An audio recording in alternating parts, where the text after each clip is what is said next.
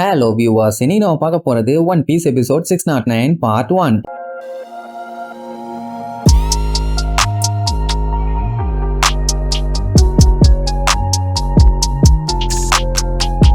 Open பண்ணா அந்த வெர்கோங்கிறவன் செம வேகமா ஏர்வாக்லயே ட்ரெஃபல்கர்லாவை நோக்கி சும்மா பிச்சுக்கிட்டு போயிட்டு இருக்கான். அவனை எப்படியாச்சும் தடுத்து கொன்னே ஆகணும். அப்ப அந்த டி பிளாக்ல இருக்க சேடு மேனுஃபேக்சரிங் ரூமை காட்டுறாங்க. உள்ள போனவன் சட்டு புட்டுன்னு வந்த வேலையை முடிக்க வேண்டியதானே, அதை விட்டுட்டு பயங்கரமா போஸ்ட் கொடுத்துட்டு இருப்பான். அதுக்குள்ள அந்த வெர்கோ கிறுக்கு பையன் அங்க வந்துட்டான். வந்தவன் என்னோட நாயி என் கையவே கடிச்சிருச்சும்பான். ட்ரெஃபல்கர்லா பார்த்துட்டு செம்மையா காண்டாவான். என்ன தம்பி ரொம்ப ஸ்மார்ட்னு நினைச்சிட்டு இருக்கியா? இந்த மாதிரி புத்திசாலித்தனமா சின்ன வயசுலயே இருந்தாங்கன்னா சீக்கிரமா செத்து போயிருவாங்க. உன்னை தடுக்கிறது ஒண்ணு எனக்கு பெரிய விஷயமே இல்ல. உன்னோட ஹார்ட்டை ஒரு பிதுக்குனா போதும், நீ இங்கேயே செத்து போயிருவேன். ஆனா நான் அதை பண்ண மாட்டேன். உன்னை கொஞ்சம் கொஞ்சமா கொடுமைப்படுத்தி கொடூரமா கொல்ல போறேன். அதுவும் நீ பயத்துல நடுங்க போறேன்னு சொல்லிட்டு கையில ஏதோ பேம்பு ஸ்டிக் மாதிரி எடுப்பான். அதை ஆர்மமெண்ட் ஹார்டனிங் ஹாக்கியை யூஸ் பண்ணி ஸ்ட்ராங் ஆக்கி சட்டுன்னு வந்து ட்ரெஃபல்கர்லா வாயிலேயே ஒரு அடி. இவ்வளவு வேகமா வந்து அடிப்பான்னு அவன் கொஞ்சம் கூட எதிர்பார்க்கவே இல்லை. அடுத்து அவன் பிளைங்ல இருப்பான். அந்த டைமுங்கும் போது மேல இருந்து ஒரு அடி. இப்படி அடிச்சா லாவோட நிலைமை என்ன ஆகுறது? என்ன தம்பி இதுக்கே கவுந்துட்டீங்க? சீக்கிரமா செத்துறாதீங்க, எந்திரிங்க, உங்களை இன்னுமே பயங்கரமா பொழக்க வேண்டி இருக்குது அப்படின்ட்டு அவனை பயங்கரமா பயமுறுத்திட்டு இருப்பான். அப்ப சி பிளாக்ல இருக்க சீசரோட ரிசர்ச் ரூமை காட்டுறாங்க. அங்க லூஃபி மோனட் கிட்ட மாட்டிக்கிட்டு படாத பாடுபட்டு இருக்கான். அவளுக்கு எப்படியாச்சும் லூஃபிய அவளோட மாஸ்டரை ஃபாலோ பண்ண வைக்காம தடுக்கணும். அதனால நான் என்ன வேணாலும் பண்ணுவேன்னு மறுபடியும் லூஃபியை சுத்தி அந்த டோமை உருவாக்குவா. அவன் காட்டுத்தனமா அதை உடைச்சு தள்ளுவான். பட் இருந்தாலுமே அந்த டோமை உடஞ்ச மாதிரியே இல்ல. என்னடானா இவன் உடைக்க அவ உருவாக்கிக்கிட்டே இருக்கான். அது இன்னும் பெருசாகி அது அவன் மேலேயே விழுந்து பய சிக்கி சின்ன பின்னமாய் வெளியில வருவான். பண்ணே லூஃபிக்கு காண்டா ஏன் மென்டலு என்ன பண்ணிட்டு இருக்கேன்னு கேட்டா,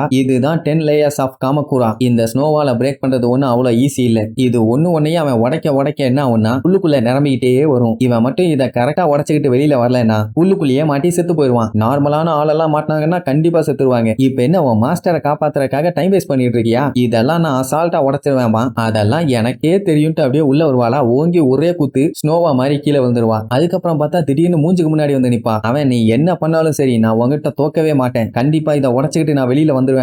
அவளுக்கு இவன் கூட சண்டை போட்டு ஜெயிக்கணும்லாம் ஆசையே இல்ல. ஆனா யாரு கடைசியில வின் பண்றாங்களோ அவங்க தானே ஸ்ட்ராங்கான ஆளுன்னு சொல்லி அவளோட ரெக்கையை வச்சு லூஃபியை கம்ப்ளீட்டா கவர் பண்ணுவா. நம்ம பயலுக்கு பயங்கரமா குளிர் அடிக்க ஆரம்பிச்சிடும். இப்ப என்னன்னா பயலால அவளை தள்ளி விட்டுட்டும் போக முடியாது, உள்ள மாட்டிட்டானாமா. டைம் ஆக உன்னோட பவர் கொஞ்சமா குறைஞ்சி பிசிக்கல் ஸ்ட்ரென்த் எல்லாத்தையும் இழந்து உன்னோட ஹார்ட் எல்லாம் ஃப்ரீஸ் ஆகி கடைசியில நீ செத்து சுடுகாட்டுக்கு போயிருவே. உனக்கு அவ்வளவுதான் சங்குன்னு சொல்லுவான். உடனே அவனுக்குமே டயர்ட் ஆகி அப்படியே மயங்க ஆரம்பிப்பானா. உடனே அவளும் அப்படித்தான் கொஞ்சமா ரிலாக்ஸ் பண்ணு, எல்லாமே சீக்கிரத்துல முடிஞ்சு போயிரும்னு சொல்லுவான். அப்படியே பொத்துன்னு மயக்கம் போட்டு விழுவான். கண்ணை மூடி அப்படியே இந்த ஐஸை ஃபீல் பண்ணு, அப்படித்தான்னு சொல்லவே டாப்னு கண்ண மூடுவான். குட் நைட்ரா கண்ணா, நல்லா தூங்குன்னு சொல்லுவாளா. அப்ப நம்ம பயலோட மைண்டுக்கு ஜோரோ சொன்ன விஷயம் ஞாபகத்துக்கு வரும். என்னன்னா இவங்க இப்பதான் நியூ வேர்ல்டுக்குள்ளேயே வந்திருக்காங்க. அதுக்குள்ளேயே தோத்தாங்கன்னா எப்படி? இன்னும் இவங்க நிறைய விஷயத்த பார்க்க வேண்டி இருக்குது, அதனால விட்டுறாதன்னு சொல்லியிருப்பான். அதை யோசிச்சு பார்த்துட்டு டப்புன்னு கண்ணை ஓபன் பண்ணி அவனோட ஹாக்கி பவரை யூஸ் பண்ணி அலேக்க அவளை லாக் பண்ணுவான். அப்படியே அவன் மிரண்டுருவா. அடுத்த செகண்ட் இயர் எடுத்து கீழே டப்புன்னு ஸ்பியர்னு சொல்லி 2 மிதி. ஏன்னா மேல உடைக்க முடியாது, ஆனா கீழே உடைக்கலாம்ல. சோ அந்த ஃப்ளோர் உடஞ்சிரும். அப்படியே மேல இருந்து கீழே விழுவான். சொல்ல போனா செம ஹைட், கத்திட்டே விழுவான். அப்போ ஸ்லாண்டிங்கா இது மேலேயே விழுந்துட்டு அப்படியே எந்திரிச்சு மேல ஓட ட்ரை பண்ணுவான். ஆனாலுமே முடியாது, பயங்கரமா வழுக்கும். பையன் அடிச்சு புரண்டு கீழே விழுவான். மோனட் எல்லாம் பார்த்துட்டு அசந்து போயிருவா, இவனுக்குள்ள இவ்வளவு ஸ்ட்ரென்த் இருக்கான்னு. பட் பையன் இங்க இருந்து கீழே விழுந்திருக்கான். அந்த ஸ்லைடு டீப் அண்டர் கிரவுண்ட்ல இருக்க கார்பேஜுக்கு போகுது. திருப்பி பையன் மேல வரணும்னா அவன் பறந்து வந்தா மட்டும்தான் முடியும், ஏன்னா அவ்வளவு ஹைட்.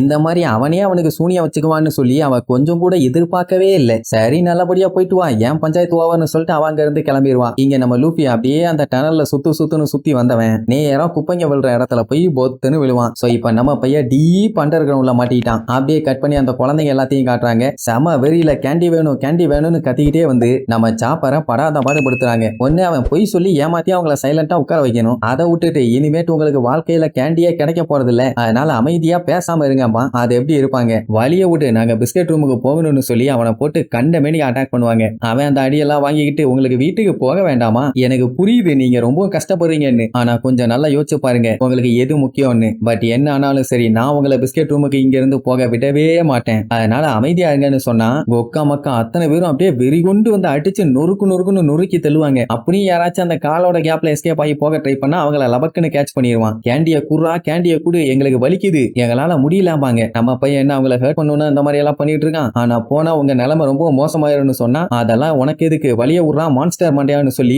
ஓங்கி ஒரே அடி. எவ்வளவு அடியத்தான் சாப்பரும் வாங்குவான். அவன் நினைச்சிருந்தான்னா அத்தனை பேர்த்தையுமே போட்டு பொலன்னு பொலந்து அப்படியே அங்கேயே படுக்க போட்டுருக்கலாம். ஆனா எல்லாருமே சின்ன பசங்க, அவங்க மேல கை வைக்கிறது நல்லது இல்ல. சோ நம்ம தடுக்க மட்டும் தான் செய்யணும்னு பாத்துக்கிட்டு இருக்கும் போது திடீர்னு அவனை தாண்டி நிறைய பேர் ஓட ஆரம்பிச்சிருவாங்க. சரி தடுக்கலான்ட்டு போவான். ஆனா அவன் சாப்பிட்ட ரம்பிள் பாலோட பவர் கம்ப்ளீட்டா காலியாகி பையன் மறுபடியும் சின்ன சைஸுக்கு மாறிடுவான். இந்த டைம்ல தான் பயலால அசைய கூட முடியாது. அவனை கிராஸ் பண்ணி திபுன்னு ஓடுவாங்க. அதுக்கே அவன் திருச்சடிச்சு வந்து விழுவான். நல்ல வேளை யாரும் அவனை மிதிக்கல. அந்த நிலைமையிலுமே அங்க போகாதீங்க, உங்களை நான் விட மாட்டேன், அது சாதாரண கேண்டி இல்ல, ட்ரக், அதை நீங்க நிறைய சாப்பிட்டீங்கன்னா உங்க பாடியவே அது கெடுத்துரும், சொன்னா கேளுங்க, அந்த கேண்டியை சாப்பிடாதீங்கன்னு கத்துன்னு கத்தி முக்குன்னு முக்கி பார்ப்பான். ஒரு லிமிட்டுக்கு மேல அவனால கத்தவும் முடியல, நகரவும் முடியல. ஐயோ நான் என்ன பண்ணுவேன்னு சொல்லி அவன் ஃபீல் பண்ணி அழும்போது டாப்புன்னு யாரோ அவனை கையை விட்டு தூக்குவாங்க. யாருன்னு பார்த்தா நமி. சொல்ல போனா மொத்த கூட்டமா அங்க வந்துட்டாங்க, எக்ஸப்ட் நம்ம லூஃபி சஞ்சியை தவிர. இப்ப என்னாச்சு, அந்த குழந்தைங்க எல்லாம் என்ன இவ்வளவு வயலண்டா இருக்காங்க, அவங்களை எப்படியாச்சும் தடுத்தாகணும்னு சொல்லும் போது சாமுராய் அவனோட பையன் பேரை சொல்லி கத்திக்கிட்டே வருவான். அவன் தான் டிராகனா மாறிட்டானே, இவன் கத்தனா மட்டும் அவனுக்கு என்ன கேட்கவா போகுது. இங்க சாப்பருக்கு மத்தவங்க எல்லாத்தையும் பார்த்ததுல செம ஹாப்பி, ஆனந்த கண்ணியில அழுது புலம்புவான். சரி என்ன நடக்குதுன்னு கொஞ்சம் தெளிவா சொல்லுன்னு சாப்பட்ட கேட்ட உடனே அவன் தெளிவா சொல்லிடுவான். அந்த சீசர் இந்த மாதிரி குழந்தைகளை யூஸ் பண்ணி ஜெயன்ஸா மாத்த ட்ரை பண்றான், அதுவும் ரொம்ப அக்ரெசிவான ஜெயன்ஸ். அப்பதான் பட்டு பயங்கரமான சோல்ஜர்ஸை உருவாக்க முடியும். இவங்க எல்லாத்தையுமே ஒருத்தனால ஹேண்டில் பண்ண முடியல. நல்ல வேலை நீங்க வந்தீங்க, எப்படியாச்சும் அவங்கள ஸ்டாப் பண்ணுங்க. ஏன்னா பிஸ்கெட் ரூம் நோக்கி தான் அவங்க போயிட்டு இருக்காங்க, அங்கதான் கேண்டீஸ் இருக்குது, அதை மட்டும் சாப்பிட்டாங்கன்னா சோலி முடிஞ்சு. இப்ப அதை எடுத்து சேஃப்டி பண்ணதான் மோச்சா அங்க போயிருக்கா. இப்போதைக்கு அவ ஒருத்தி மட்டும் தான் தெளிவா இருக்கா.